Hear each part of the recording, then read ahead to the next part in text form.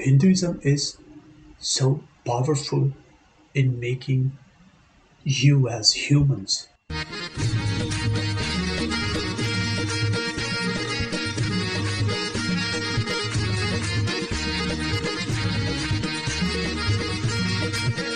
The human basically wants peace and stability and happiness in their life. So, being a religious person, the people they try to find all, freedom from sorrows, freedom from sadness, freedom from illness, freedom from distress, freedom from depression. All that a person who calls himself a religious person, whoever, like whatever religion they follow, they try to seek all these things in the religion. But nowadays, religions have become the tools in the hands of various groups because the world is now so interconnected that everything runs very fast.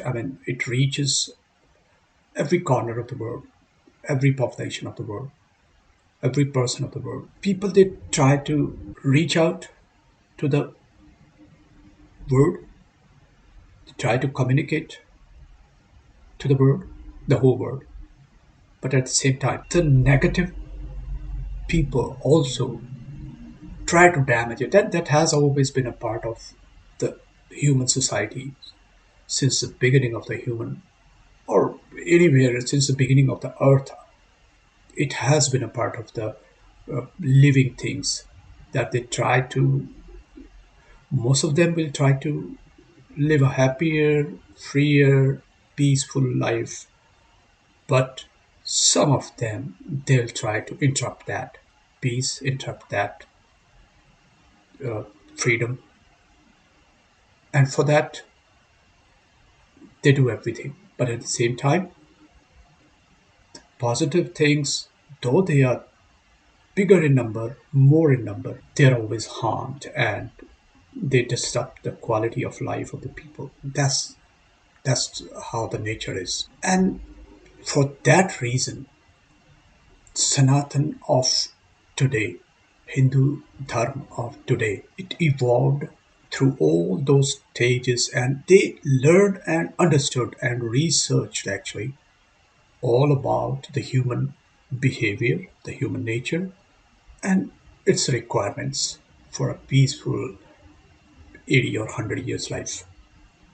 So they evolved and they designed many things, even this so-called religion. It's so-called actually because the religion word is itself doesn't conform with the Hinduism. It's different than that. Hinduism is just as I said, it evolved and after a thorough evolution, research, and developments, it acquired today's Hinduism.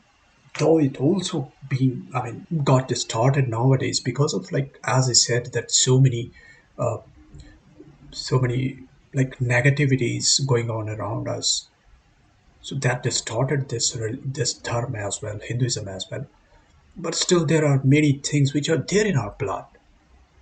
And because of that, in our blood means in the society, in the culture, and like our scriptures, Hindu scriptures, they have been remembered and they have been followed. And as I said, that most of the people they want peace, they want freer life, they want happier life. So they try to keep Hindus who are Hindus. They try to keep connected with their scriptures and their literature, dharmic literature. So I won't call it a religious literature. Religion is different now. In my view, it's different than dharma. So one thing, very short, which is known to everyone nowadays, that dharma in Hinduism is called like the rightful duties of a person towards the society, towards a fellow human beings, towards the environment, towards the nature, towards the animals, towards the earth, towards everything, air, water, earth, everything. So your rightful duties towards these things is called dharma. Like in a society, you're working as a as a teacher.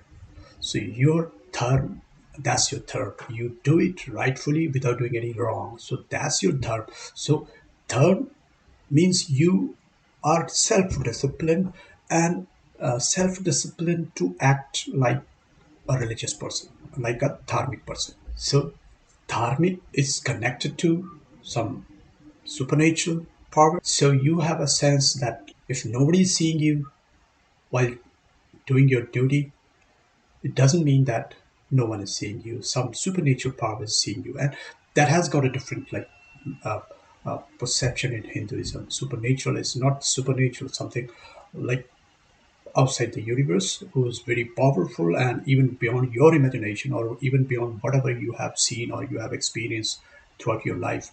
That that big powerful thing which sits outside, who sits outside the universe, he's seeing you and he controls you. No, it's everyone, including that. Even if it is there, even if it is so, I mean, sitting anywhere else, he, yourself, your fellow beings, this whole earth, this whole universe, that's you only.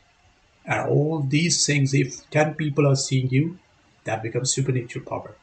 And you should have a feeling that you are being watched by some supernatural thing. So you have to do your duty very, in a very dharmic way. Dharmic means like in a way that you are like, to understand this, you can call it in a religious way. So no need to be governed by any rules, by any laws of the government. So just to be ruled by your dharma. So that's what Hinduism is. Now to accept this supernatural power, so you need not to be like following anything particular, like some supreme being available among the humans. Anybody can be a supreme one, supreme being. I mean, the supernatural, or you can say the superhuman. Anyone can be that. So you worship it. Worshipping and puja, again, these are two different things. So puja is you promise yourself. You're promising to yourself, not to anybody else. Though being human, you need some, like, of course, the witnessing thing, but at the same time, for that witness, you need not to have any person. You need not to have anything like big or a judge of a court of a law, or a judiciary of a law. No, you can accept your witness.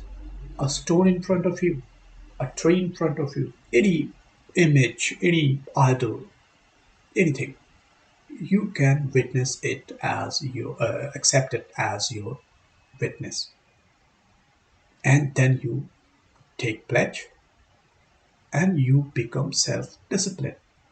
That's the way how Hindus are so disciplined. How Hinduism is so powerful in making you as humans. I can be a fake guru, I can be a fake teacher, and when I attain some power, I can ask my followers to do any damn thing, but the people don't accept it. So what I would do, as nowadays the politicians are doing, these politicians, they're doing it with the power of their money, with the power of their position, with a by exploiting the needs of the people, manpower, even like gun power, or I mean violence power, or whatever, like, because they are powerful people.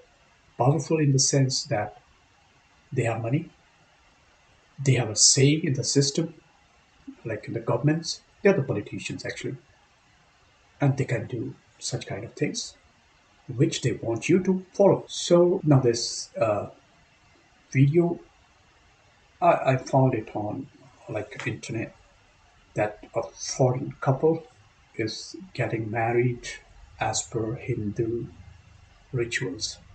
Why is it happening?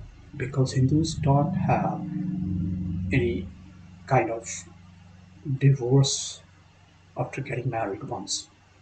Hindus have a feeling. I'm talking about Hindus. I'm not talking about like, because Hindu means the person who believes in Hindu system. So being a Hindu, you you have a feeling, and you know that you get married only once. So that's why, because everybody from inside, they have 80% good vibes, good things, positive things. They want to be good. They want to be positive. They want to act positive. 20%. But that is in a dormant state. Sometimes some people get these 20% negativities activated, and they do some negative things or bad things. But when you do the opposite, that is, you just activate the 80% of the positive things. So you're making a person act towards the positivities only. Though there is a very prevalence of getting married, remarried, so many like such kind of things, but nobody wants that from within. They don't want it, and who feel that yes, this kind of thing should be practiced. They look forward to Hinduism. So this couple, in fact, is an example of that. So it's as it is rightly said that there is no divorce and there is a relationship of husband and wife, pati or patni, for seven more rebirths as a humans, seven more rebirths on this earth as human. So that's what Hinduism tells you. Means you have to be so connected to each other as a husband and wife. You need to be one for seven more rebirths. Means what? For a long, long period of time, you are one. You cannot be separated from each other. Even death cannot separate. That's what the Hinduism is, and that's what every person wants actually. So oh, this is what a little what I could feel about this video I found on internet, social media. So that's why Hinduism is getting, without being promoted, without being having missionaries. Missionaries means what? Having the missions, people having the mission to spread it. No, no one is there to spread it. But as it is, it is the well researched way of life to run a peaceful, freer, happier, healthier society, the happier, peaceful, freer, and healthier world. Everybody wants to connect it. I mean, everybody wants to get to it. Hinduism, the Sanatani, the Sanatan Dharm. That's what it is. Thanks for watching. Kindly like it, share it, and do comment in the comment box your feelings. And also, please subscribe the channel.